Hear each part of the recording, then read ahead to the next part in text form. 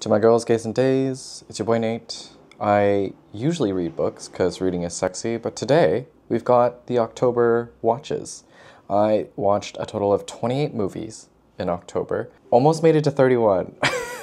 I think we could have done it, but it was a busy month. Here are a pick of 10 movies I watched in October. Most of them were spooky watches because 'tis the season. And we did some classics, some of which I won't mention here, but to really name drop, I finally watched in full Halloween, John Carpenter's masterpiece, 1978, as well as Wes Craven's A Nightmare on Elm Street out of 1984. Those were just films that I have always known to be classics and then have only watched like bits and pieces of, but never sat down and watched it full, and finally glad I did. Stellar. They're fine. For more of what I watched in the month, I've got my letterbox downstairs. From 10 to 1, we got The Brown Bunny out of 2003. Upon further reflection, it's a boring film, I'll say that. And I think I would appreciate it a lot more if I'd watched it when I was 16 or 17. Having trouble sleeping. It's quite a nice film to put in the background and fall asleep to. Because really, all it is about a drifter who has no job, doesn't really do anything, drives around in a van, and meets different women who look like this one woman that he solely loves, but abandoned during a very traumatic moment. The last few moments of the film are quite disturbing, disruptive, and quite a big slap in the face. But the build-up is quite slow. Most of the views you get are on the highway, with dirty windows and dead bugs in eyesight. But for the most part, I think it's quite a beautiful, meditative film. It's sort of the blank space that you want to take into account after sometimes dealing with incredible hardships that you don't know how to put into words. And so that's what this film is. It's a blank space before really hashing out how you feel about something that has happened to you. At number 9, I have Poltergeist III out of 1988. Y'all, don't ever forget, Steven Spielberg has veered into horror, but it's not so much like scary stuff. It's so interesting because, you know, when we think of Steven Spielberg, we think of great thrillers. And so what he does is he creates thrilling movies within the horror genre that are just so fun and fantastical. Poltergeist 3 is quite a departure from the series in that it takes place in a high-rise in an almost like Corbusier building where it's once an office but also apartments and like a shopping mall as well. So interesting. Especially for its time in the 80s, the late 80s, when, you know, we were entering this like really hyper-capitalistic state of America. But with that, there's this big play of mirrors and windows and reflections, and there's a bunch of fun gags and tricks incorporating all of that as America was at the height of the 80s, and this is just a really fun look of This is just like a really fun analysis of America at that time through the horror genre. I want to say it's one of my favorites out of all the Poltergeist films because I just think it's really inventive. It's something about everything shot on film and the bright strobe lights and the fog and reflections. It's just something so spooky and spectacular. I remember I saw this like on AMC when it was like Channel 75. They would do like fun Halloween specials, and this was on. But I never got to watch it in full, so glad I did and revisit it in this way. It's a fun one. At number 8, I have It's What's Inside out of this year, and my friend told me, you have to watch this. And I did, and I thought it was fine. It's fun. It's really fun. Go into it blind. I'm not going to really talk about plot because it becomes this cat and mouse chase of who's who, and I'll leave it at that. But damn, y'all, Bodies, Bodies, Bodies was a title already taken, but this should have been named that. It's fun because it feels fresh. There's some really fun editing choices that feel incredibly inventive, some split screen choices, as well as really basic color story, and I think that was necessary given the story at hand. But it's a fun one. I had fun. That's it, really. Sometimes things are fun, and I watch things because they're fun. And it's not all so pretentious over here, okay? Okay, I like to have fun, okay? And this was fun. That's it. Ooh, at number 6, I have Sisters from 1972. I don't want to spoil it because it's just fun to just dip into this, but what we have is double selves, murder, quite the fun thriller. This is by Brian De Palma, and for the month of October, I was on quite a big Brian De Palma run. I just think he's so inventive. He's like a cross between Tarantino and Steven Spielberg in that he plays out these really fun stories, but his hyper-sexual and hyper-violence sort of stop in tracks of general appeal. But they're like really fun stories, and he can get away with so many different genres based on his direction and his just inventive storytelling. I think he does something so interesting with how the camera follows his characters, but also his choice of framing and what he chooses to show you. But yeah, this one is really, really cool because there's this moment where the film splits in two and you have two different stories all involved in the same story, but it's different points of view, and you see how the developments of what you see and what you know are completely different. Though this one has quite a very strange ending in terms of tone. Like, that was quite the choice. I'm not quite sure how he got away with that, but it's a fun one, and I think Brian De Palma is underlooked in how he tells really interesting stories. But yeah, this one isn't so much horror, it's more mystery thriller. It's a good one. At number 5, I have Carrie, another Brian De Palma out of 1976. I think I only ever saw this in parts on TV, but finally glad I sat down and watched it in full. Before it is a horror movie, it's actually quite the big teen drama. It's about a girl who has telepathic abilities. She can move things with her mind, but also living under quite an abusive religious household and is bullied at school. So there are these really dark elements of what it means to be a teenager and how does she grapple with it all.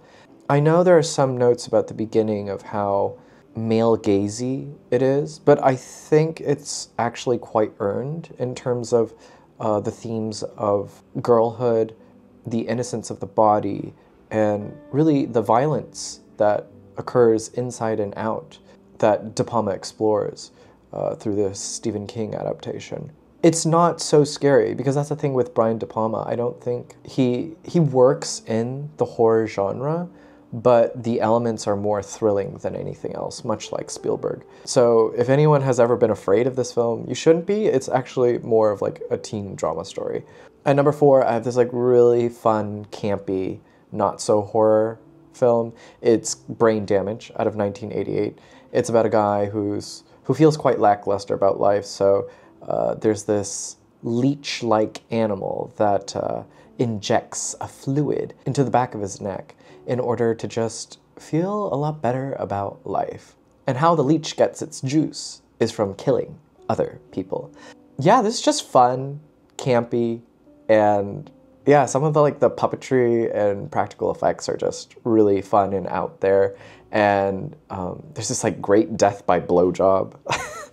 That's fantastic. And yeah, we just can't make films like this anymore. It came out of the 80s, and there's just the sensibility to the 80s where you can make outlandish, oddball films like this, and I don't think you can do it anymore. I think we've tried, but it's just not there. But yeah, this was just a lot of fun. It is a film about addiction and what happens to us when we get too much of what feels too good. It's a good one. Highly rec, because it does have high rewatchability to it. I'll probably revisit it sometime in the near future, or the next Halloween. At number 3, I have Three Women out of 1977 by Robert Altman. I don't know what drew me to this, but I think it was knowing that both Shelley Duvall and Sissy Spacek were both in the film, and it's fantastic. It's about two coworkers, one who sort of just drifts into town as a nobody, develops this relationship with a nurse, Shelley Duvall's character, and they just have this really bizarre friend-sister relationship. Sissy Spacek's character undergoes a traumatic experience where she just changes personhood. And it's this continuous grappling of trying to know who someone is when really you'll never know who that person is. There are influences of Ingmar Bergman that I've heard play into effect for this one. You see it because there are some really psychedelic moments that Altman takes near the end. Yeah, this one is just a really interesting character study on the expansive nothingness of America, on female friendship, girlhood, the sisterly friendships that women take upon for each other to create a sanctuary for themselves, to protect them, really, from the so-called patriarchy. But yeah, I thought this was really interesting and quite a, really interesting piece when you look at Altman's filmography. Like, the man has done everything, and this, such a beautiful addition to his work, and so glad I got to it. Yeah, highly rec. This is a wonderful Altman piece. And I love Shelley Duvall and Sissy Spacek together because they're just two, odd beauties. There's just something about their wide eyes and the kind of, roles that they've taken in their filmography. They're just really interesting together. So I really enjoyed this. Because of that Altman film, I really wanted to rewatch Interiors by Woody Allen out of 1978, which is also a sister siblingship story surrounding the estrangement of their mother after her divorce. It's morose, it's depressive, it's one of Allen's entry points into his more serious filmography, and it holds up quite well, actually. I really enjoy Woody's serious stuff because though he says he borrows from Bergman, you don't really see it. I mean, you kind of see it in perhaps the way the characters pour out their anguish through dialogue and how stripped back it feels, but I feel like there's still a levity to Allen's work where there isn't so much that in Bergman's work. And yeah, this holds up wonderfully. We have fantastic performances from all the women. It is quite a harrowing story about artists wanting, what does that mean? Our output, while being tied by the psychological estrangements of siblingship, relationship to our parents, and the forgiveness we must take while dealing with all of those things. And yeah, I love how muted and serene this film looks as well. Most of it is set at a beach house, but it's not sunny at all. It's quite gray and cold, and the interior design and all of the spaces here are just so well done. They feel lived in, picturesque, but there's something detached, there's something removed about everything that I think also speaks to the character studies throughout this film as well. Last but not least, top movie of October. Y'all, if you haven't done it already, do it. It's The Substance out of this year. Oh my god. What a fantastic, gory body horror film this is. I had so much fun with this. It starts off with what is a sterile Los Angeles, becomes quite a beautiful, grotesque story about vanity, how far we try to save our vanity, and really how far we try to save ourselves. I'm not going to really talk about what this film is because you should really go into this blind, which is quite harrowing because nothing has quite shocked me in how crazy and bombastic and wild the last act of this movie is. It really goes somewhere and then really takes you elsewhere and ends in quite the explosive scene, and I'll leave it at that.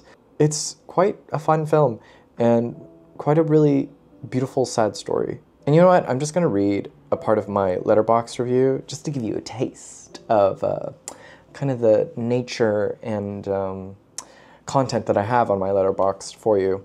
In essence, don't we take what is best from what we were as children, pumped into our adult bodies, reaping joy and imagination to stuff and confirm it all to a reality fit for ourselves, when really we want the very reverse, to have given the best to what we didn't have and who we were not yet? That was quite the mouthful, and I'm not quite sure why I read it so strangely. But anyway, fantastic. If you love body horror, don't skip this one. It's incredible. One of my favorite films of the year, definitely ending up in my top 10. And yeah, for more reviews, I have it all on my Letterboxd. I watch a wide array of films because I love cinema.